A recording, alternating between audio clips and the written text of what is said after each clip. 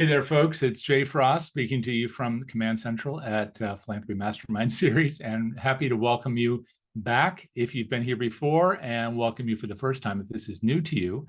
You may know that this series is brought to you by our friends at DonorSearch. What you may not know is we won't be talking about them today unless our guest decides to mention them, not because we don't care about them, because we do. They've been sponsoring this series since 2016, over 500, and now I think over 550 programs, many of which are available to you over on the DonorSearch site at donorsearch.net, as well as on our YouTube channel, but mainly because they really care about the sector and the donors who support it. So if you want to know more about your donors, I hope you'll check them out at donorsearch.net, where you can find out all about future programs here and even see recordings of many of those sessions right there on the site as well. So today, of course, we have Geng Wang, who you may know from the little posts about this session.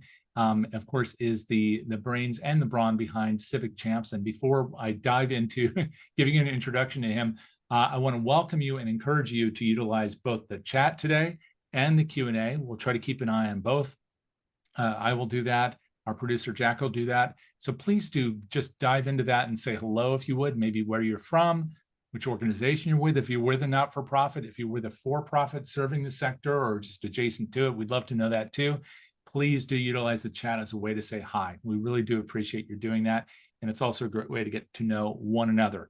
But if you have a burning question you want to make sure we don't miss, please use the Q&A. Both of those are available to you at the bottom of the screen. And with that, I want to welcome Geng to the stage here. Thanks so much, Geng, for hanging out today. Yeah, of course. Thanks for having me, Jay. It's great to be hanging out with you and in your virtual location. But you're actually, I think you are now where the business is based, which is in Indiana, right? In Indianapolis, yep. Or yes. Yeah, we're just in the northern suburbs in Carmel, but yeah, in the greater Indianapolis region. Okay, well, I know you'll be able to tell us a little bit more about kind of your superhero origin story, but before we go there, just to do you the honor of a brief introduction for those who don't know your work, you are the leader behind Civic Champs. It is a journey that you've taken from the time that you founded actually an organization for underprivileged kids long time back, through several different incarnations. First, McKinsey & Company, where you did quite a bit of interesting work, and then founding and ultimately selling two of your own firms, and then deciding to go into this work of working with volunteers, which is a really underserved area. It's strange to say that, but in the nonprofit world, volunteers are core to our work, but there aren't many products and services that really make sure we're treating them right or maintaining our relationships with them. You've been recognized by TechCrunch and other organizations for that work, but people may not know about Civic Champs. So we'll be talking about a lot of things, but do you mind introducing Civic Champs a little bit for those who are unfamiliar with it? Sure. Yeah. So Civic Champs, we're a volunteer management platform, software for nonprofits and their champions. And basically, we aspire to deliver the most intuitive and impactful volunteer management software, right? And so for across the entire life cycle of volunteer, whether that's from application to scheduling to communications to tracking their hours and getting that reporting done, right? We want to be there for every step of the way so that the whole process is really seamless. And so we've been able to save people 85% of their time in terms of the manual clerical work that might be required with pen and paper or Excel, et cetera. And we've been also for some of our customers, we even tripled the size of their volunteer corps without any staff increases, right? And so that's, I think, some of the power of Civic Champs. And then, of course, we, I think from, this is DonorSearch, right? And so on the donation side, I always like to remind folks that volunteers are twice as likely to donate. They donate 10 times more over the lifetime of giving. And so ensuring that they have a great experience, capturing feedback from them really allows you to engage those folks, for donations as well. This is also a donor retention issue, right? Or I should say volunteer retention issue. Yes. Because just because someone raises their hand, it doesn't mean that they're necessarily going to stick with you unless we find a way to engage with them appropriately and personally. So right. Is that one of the other issues that you're addressing? Yeah, absolutely. So for volunteer retention, we do a couple different things. So one, we will obviously the experience itself is much nicer, but also we collect feedback from the volunteers, right? So if you think about when was the last time when you volunteered that someone asked you how you enjoyed it, right? Did you have some thoughts? Did you like it? And so we automate that process so that on the back end, you can see if there's someone you actually need to reach out to, right? Or on the flip side, if they had a really great experience, these are your champions and you want to leverage that, right? And you want to say, hey, do you want to bring a friend next time? Or again, on the donation side, right? These might folks that might be more open to a communication around donations. Yeah. You said that there are some organizations that have doubled their volunteer pool. How? Tripled. What? Tripled? What? How? Yeah. What? How did that happen? So, it's not just us, of course. Oftentimes there is a some event, right? And so the example I'm thinking about is a habitat for right that was responding to a tornado disaster that happened in their community. So they're rebuilding homes, and so there's this sort of outpouring of support, right? And so that's one reason they wanted a platform to sort of handle all of that volume but the key for them again was not only making sure that there's that initial increase in volunteerism and interest and donations, but making sure that you sustain that and sort of capture the momentum. And so we've been working with them to help them do that. Now, how did all this start? Because as I said in that brief bio, you came from the business sector. I mean, you were still in the business sector. But why this? Why not something else? Why volunteers? Yeah, I think I've always had a passion for volunteering in the sector in general, right? I remember in high school, my father-in-law and I sort of started a sort of a scholarship fund for underprivileged kids and sort of villages in China to help them get through middle school, right? So it's scholarships for the teachers so that they could keep teaching, scholarship one for a boy, one for a girl to sort of continue to go to schools. The scholarships actually were for their parents in many ways, right? It was if your kid stayed in school, the money would go to the family, right? And then during school and then later in my career, right, I sort of went into the corporate world, right? And I think during one of my prior startups, right, I had this, I don't know, call it epiphany, but there's this moment that I thought, hey, if I were to do this again, I'd love to do something that had an even stronger social impact, right? At some point, helping another car dealership sell another car, it's great for the economy, right? But there's something that didn't quite motivate me in the same way. And so the idea we had originally for Civic Champs was we actually wanted to create a mobile game. We wanted this. I had this quirky idea that thought, there was Pokemon Go, right? It was this super popular, and it's gets you out there. And I was like, oh, what an interesting concept where it helps you exercise and explore your community, right? There's like some positive elements to that. And then I thought, games generally are these guilty pleasures that we have. What if you could turn that formula upside down and it's actually now you're helping and you feel good about it, right? And so we had this thought, well, could we do something similar to help our communities? So like maybe you and I could go around, take pictures of graffiti and create a blight map for the city, or we can geotag physical assets that the city cares about, like fire hydrants, so that when there's a water main break, they know where they need to go to shut the water off, things like that. So we start with this idea, and that's actually how we stumbled into what is currently Civic Champs, because we talked to all these nonprofits and we said, hey, I have this idea, my gamers are essentially volunteers. So how do you, recruit, engage, retain your volunteers? What system do you, I see you.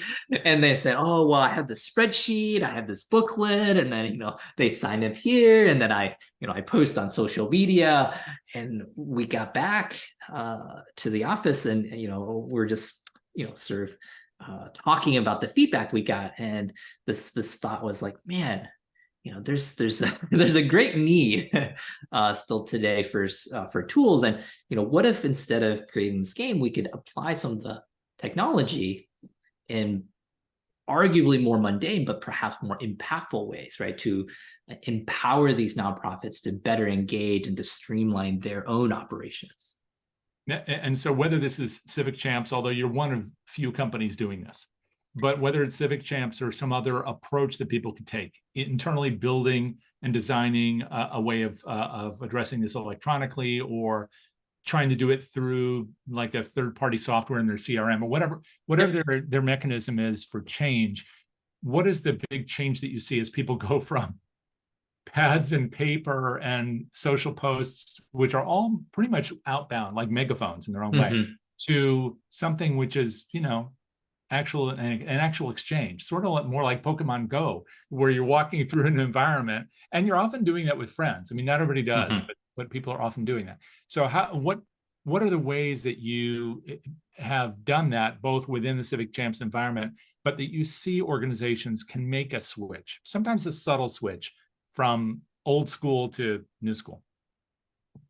I think, yeah, I mean, I applaud anyone that takes baby steps, right? I think oftentimes you don't want to wait just because you just find the perfect thing, right? You just find the one that works best for now, and it's going to be much better, right? And to your point, there's lots of solutions, and so I think a couple things that I've seen, right? One is, if you can build, if you can find solutions that are complementary to your existing process, that usually makes it a lot easier, right? And one of the issues oftentimes that folks might, think they have, or maybe they do actually have, in terms of volunteer adoption, they say, hey, well, I have an older volunteer corps, they're sort of allergic to technology, right? And they're not going to want to use, something that's like a mobile app, right? And so for us as vendors, right, we want to make sure that we have a wide range of solutions that can support, right, these organizations. But at the same time, as an organization, you can find solutions that maybe are not as intrusive, or the same place you have where you used to have the pen and paper sign-in sheet, you have an iPad, right? And there's just like a little form, they click, right? And so just putting even just physically putting things in the same spots, right, I think makes it easier for people to make that switch. Has there been resistance to doing that? Because information collection, if done right and ethically, can be so powerful. Just the way you just said, I think always about what the Holocaust Museum used to do, and perhaps they still do it.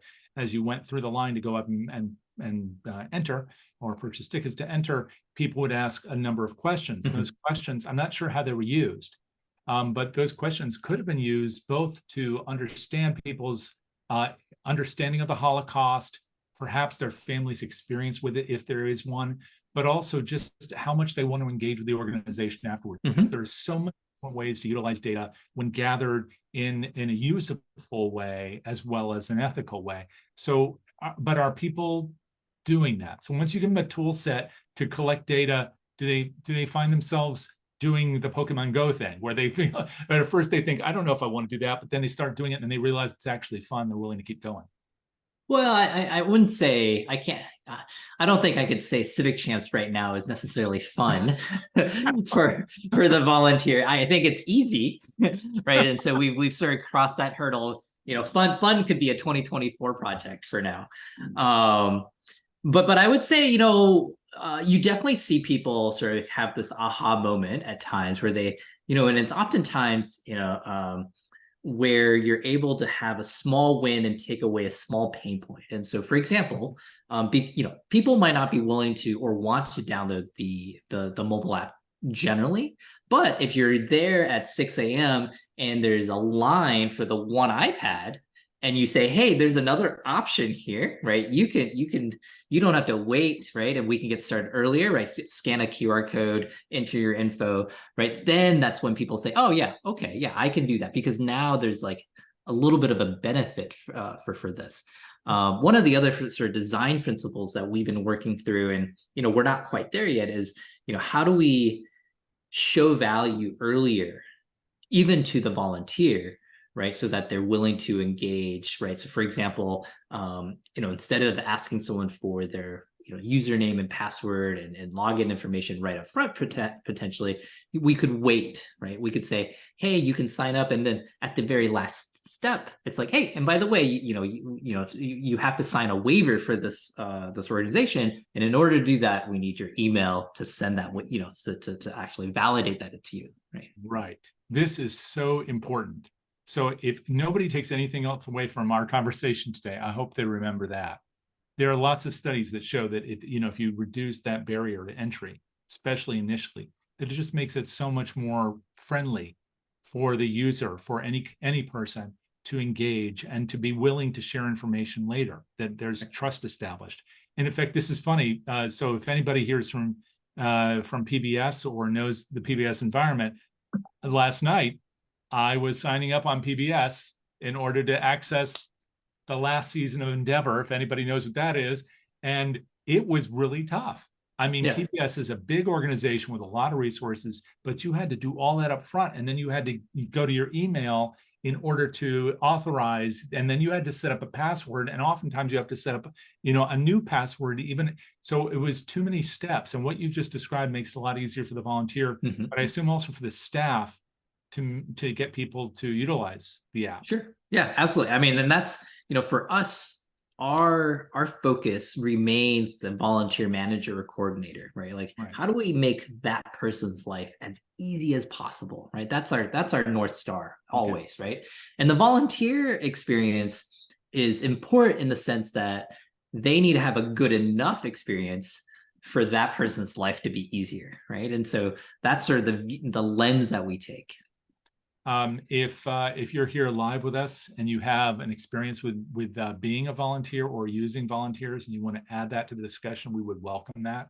I know that many people have volunteer programs that are established, but I know from doing development assessments as in my life as a consultant that oftentimes those things are also somewhat narrow.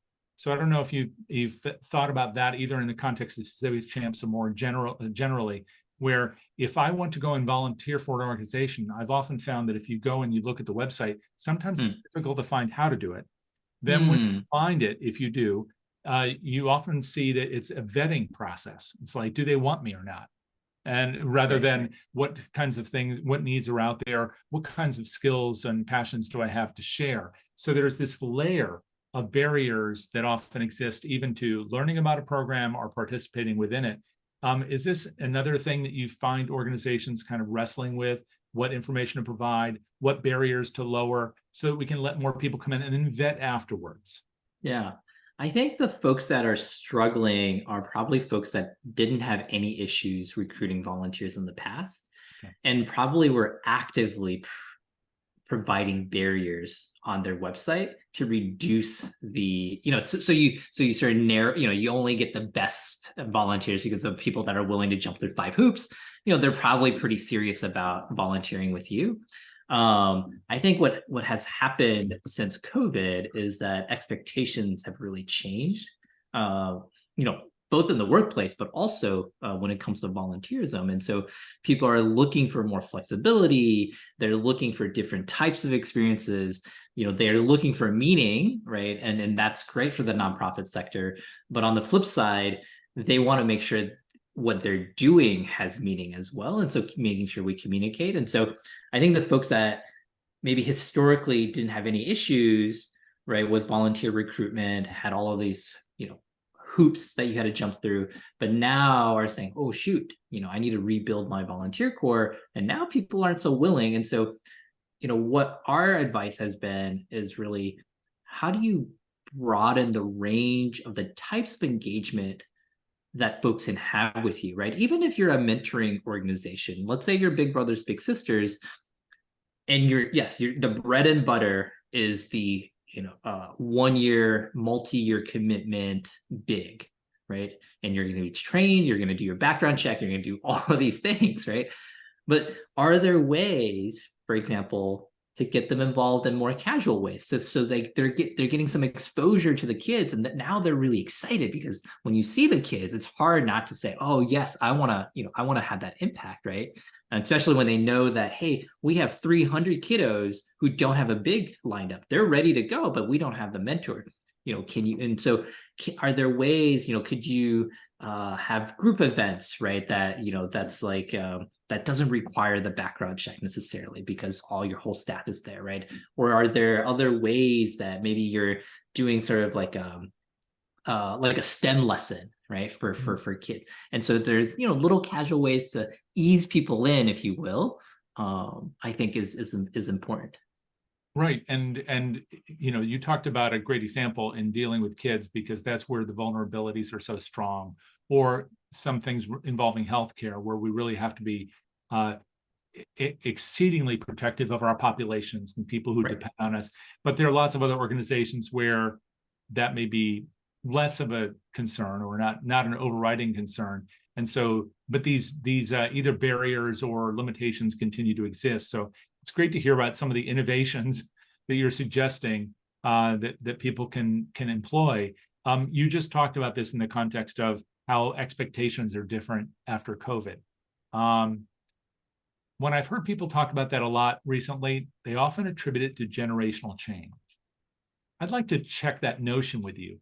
Do you think that as we hopefully leave the pandemic behind us, or at least that pandemic behind us, that that the desire of potential volunteers and donors are significantly different for people, let's say I'll pick an age bracket, under 40, as a result of that, versus over 40? Or do you think that actually we've all gone through some kind of change, and that all these innovations help all of us?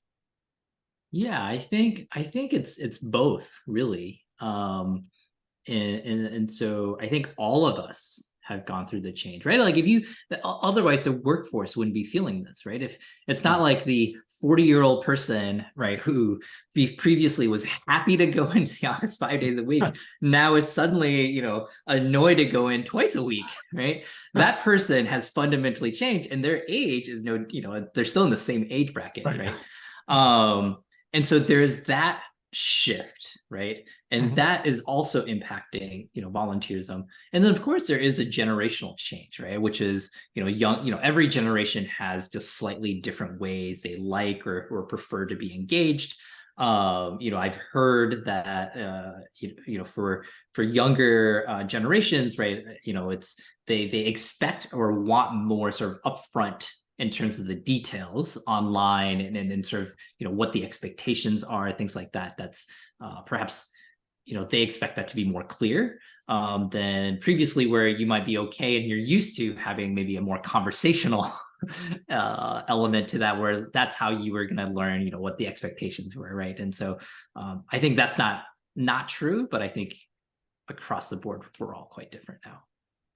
Yeah, there's been a lot of change, and I know our interaction with technology is a piece of that, right? That if, regardless of how old somebody was back in 2019, which sounds like ancient history now as I say that, that there were only so many of us who were doing this kind of work. I mean, maybe you were and I was, but not everybody was.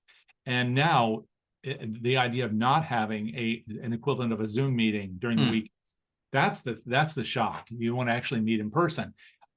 So maybe our expectations of technology have also changed. So not just the way we want to work together, what our expectations are as potential consumers or donors, but that the technological expectations themselves. Are you running into that as people utilize Civic Champs and other tools within nonprofits, that they expect a certain level of innovation or change in order to feel like the organization is, I don't know, strong, relevant, responsive? Yeah, I mean, I think for better or worse, nonprofits can quote unquote get away with a lot of things, right? And so if you're still on pen and paper, I think the public is pretty forgiving. Also, especially a lot of the pain points, if you think about it, is it hard for a volunteer to sign on a piece of paper? No, not really, right? It doesn't actually impact the volunteer all that much. The pain is really with the volunteer manager or volunteer coordinator of the organization, because now I got to read your chicken scratch and translate it. And so for the volunteer themselves, I think they're probably okay either way, right? If it's like, oh, yep, you've got an app, I can check in this way, right? I can scan a QR code, I can sign a piece of paper. Any one of those is a as long as it's not overly tedious, it's a viable option, right? And really it's I think more for the staff and the organization than anything else now. I think the only expectation I could see that people have a bit more is like online calendaring and scheduling, right? Like you sort of expect to be able to see the opportunities, find it yourself, and click it and be able to sign up, right? As opposed to having to call, or you have to go in. Like I know there are certain organizations where their calendars are still all paper, right? And so you have to go in and you write, and that will work only if you have very regular volunteers who are essentially staff members. Yeah, that's a really important point, because even when it comes to the staff interaction, if we are inaccessible as staff of a nonprofit, and our calendars are not available, and we don't want to necessarily make them available because we're afraid they'll be taken over. But if we're not, and we're not accessible, and there's no way to reach us, there's a kind of an impersonality that occurs. So now I'm dealing with an institution, I'm not dealing with a person, and that can be problematic too. With volunteers, I wonder how important that is for volunteers to be able to see a person associated with the volunteer program, even if it's through an app, that they know that they're talking to a person or people, not just, XYZ institution. Oh, yeah. No, I think even more important than the many other roles, just because volunteering still is a very social experience. Right. And a lot of the reasons you volunteer are actually social, right? So the number one reason is because they believe in the cause, or they have a connection to it, or they want to make a impact in their community. But the second most popular reason people volunteer is because they do it for some range of social reason, right? Like I want to meet new people that are like-minded. I want to do this because I want to hang out with my friends who are all going to do it together. For corporate, it's team building, right? And so because that is the sort of underlying reason, I think they also expect, right, that experience to be kind of social as well. And they, and to have a face is I think very important for them to, sort of feel that way. I was just about to lose my power. You're wondering what I was doing there. But I've rectified that.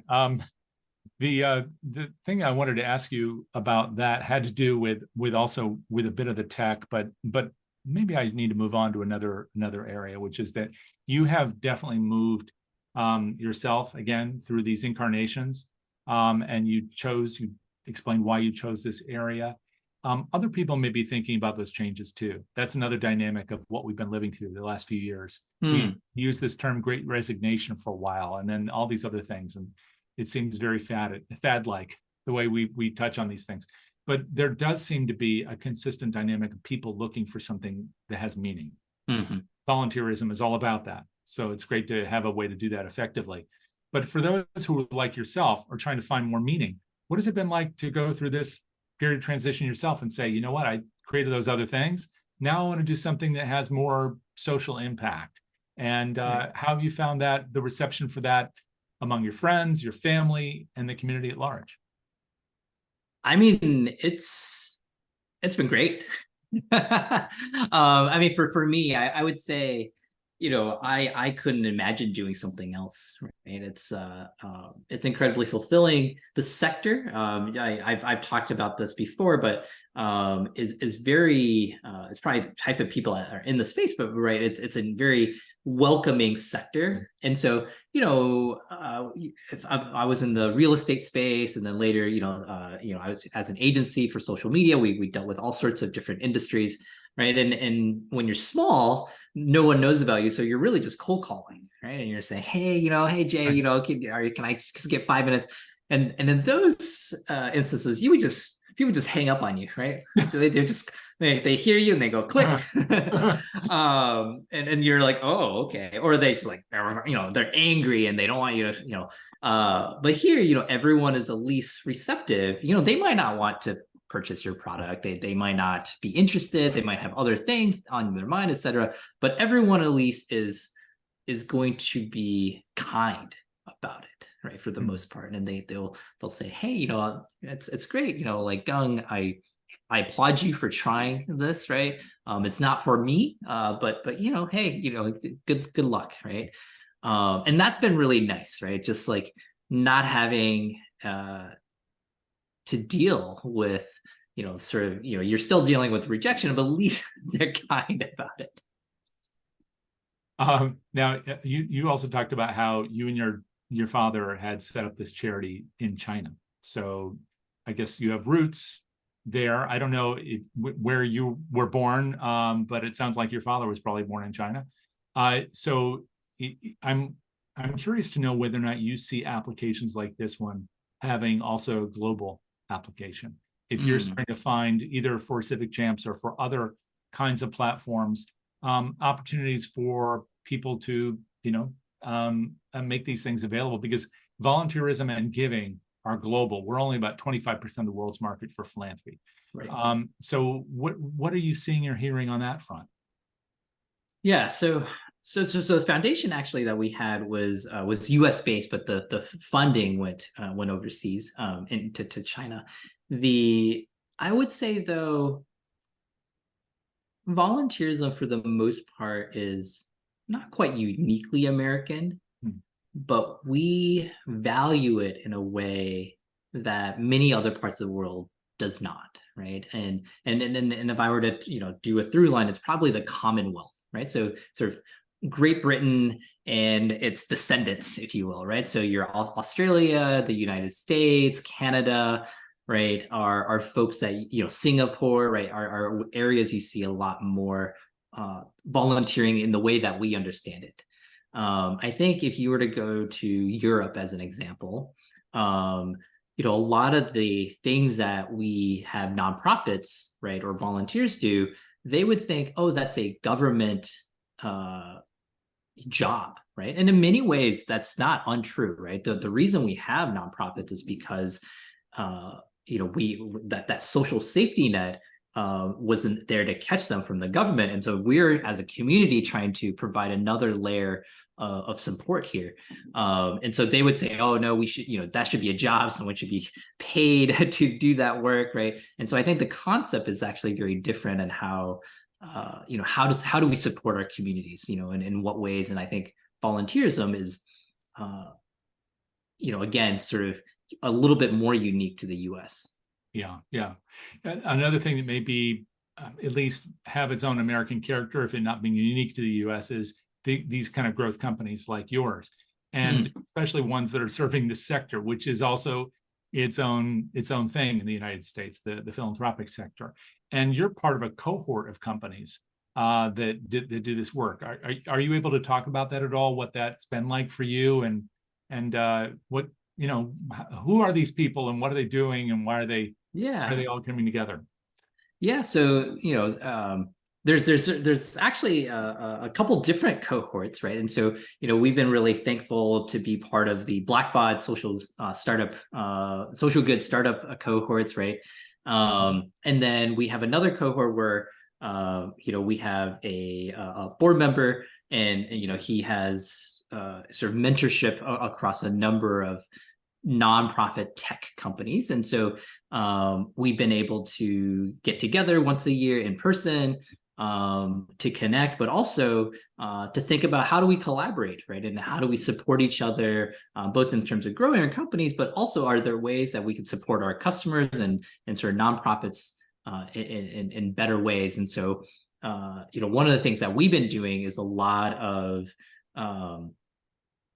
integrations, right? And so everyone wants, I think that's the direction we're moving, is you pick the best solution for, you know, volunteerism, or the best solution for your giving page, but you want the data fundamentally to all talk to each other and engage. And so that's really nice. And so getting together allows us to explore other opportunities. But even, we have our own webinars that we host, and oftentimes we'll invite some of these colleagues of ours to just expose, our customers to these other really neat companies that are doing great work, but also could provide benefits to their organizations. I'm curious if there's a model in there too, that when you get together with this group of folks, and hang around and get around the campfire or something and talk about business and find ways to collaborate, but also learn from one another. Mm-hmm. Do we have the equivalent of that among not-for-profit organizations? And if we do, what does that look like? And if we don't, do we need a little bit more of that? That I'm not sure, right? I haven't been invited as much to to the intersect of. You see it sometimes, right? Like that's what conferences are for in many ways, right? We just came back from the Habitat for Humanity Indiana Kentucky conference, and they have breakout rooms where executive directors of large affiliates get together, and medium and small, and I think those can be really awesome. And how sustained those relationships are throughout the year is a little bit more TBD. I know sometimes they'll have quarterly meetings, right, to get together. And certainly in volunteerism, what I've seen is there are associations sort of regionally where you have your groups of volunteer managers or coordinators get together, and they'll meet, right? Yeah, I guess the question is always if there's somebody kind of the equivalent of one of the mentors that we know in the sector who can help that, but maybe there are, and it's perhaps one of the potential disconnects is between donors and those people. But I know that's something we're all working toward, especially post-COVID in the era of trust philanthropy. And one of the things I always like to do with these sessions when I have a chance to talk with someone like you is to give people something that's practical that they can take away, in addition to learning about the company and thinking about volunteerism in these ways, to also think about what a really good volunteer program in this case looks like. Are you able to, whether you or not you name the organization, are you able to share something that you've experienced or seen or worked with an organization that works particularly well, kind of, end to end, and what makes that work? So if somebody just caught a piece of this and tried to think, well, how can I make a volunteer program that's just like the best volunteer program, they would think of this example. Ooh, that's tough. I think volunteer programs are so different, right? And so volunteer mentor management versus your food pantries, et cetera, I think are pretty different, right? Types of engagement. I think the thing that I would say, if I think about it by stage and what might be consistent, right, across the stages are, when it comes to recruiting and onboarding, having that clarity both before someone applies, or the expectation setting of like, what is it that you're signing up for, and having enough details for that. And then also the day of, right? To say, so because people, when they volunteer, they want to they want to volunteer. And so one of the most common pain points that volunteers have, I think, is like, oh, I showed up and we like sat around for an hour. Right. And we didn't do anything. Right. And so to the degree that you can make that sort of initial starting process easy, quick, right, and you have everything up and running, I think that's important.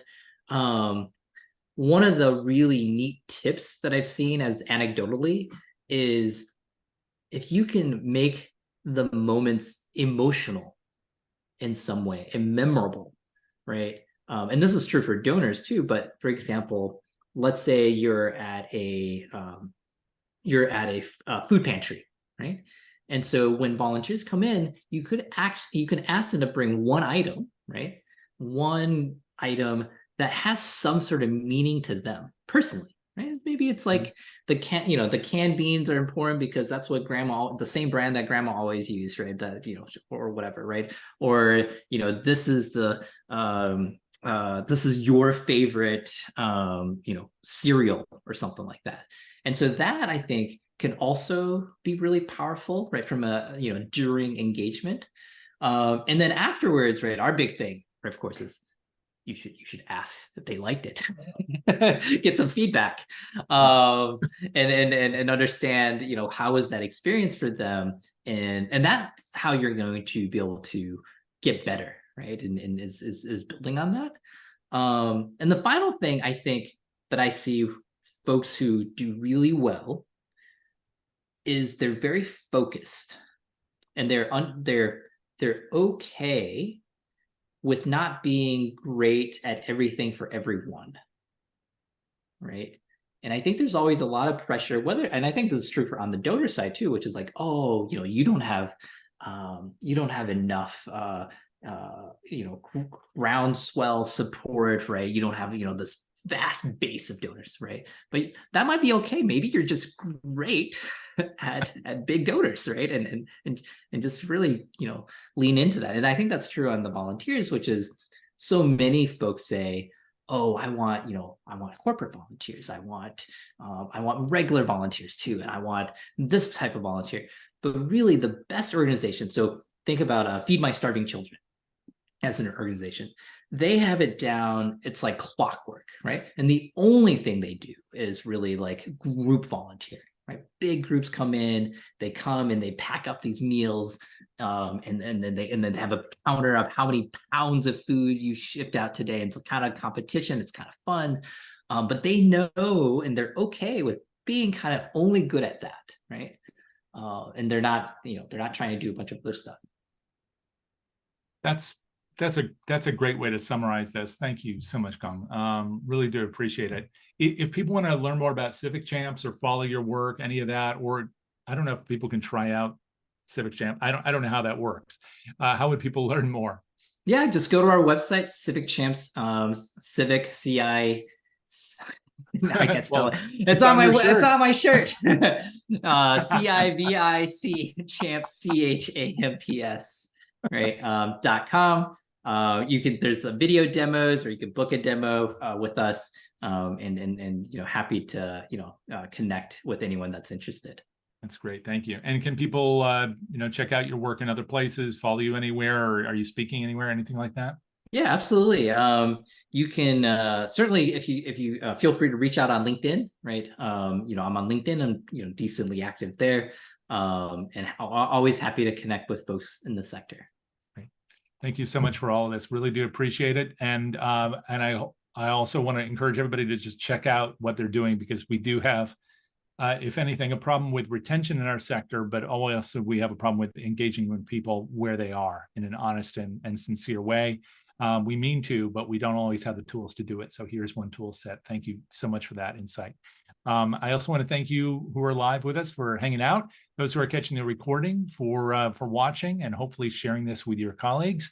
And I want to encourage you to check out the rest of the list of all the other programs we have coming up for the rest of this year. It's going to be a very busy month, but then a very, very busy last quarter.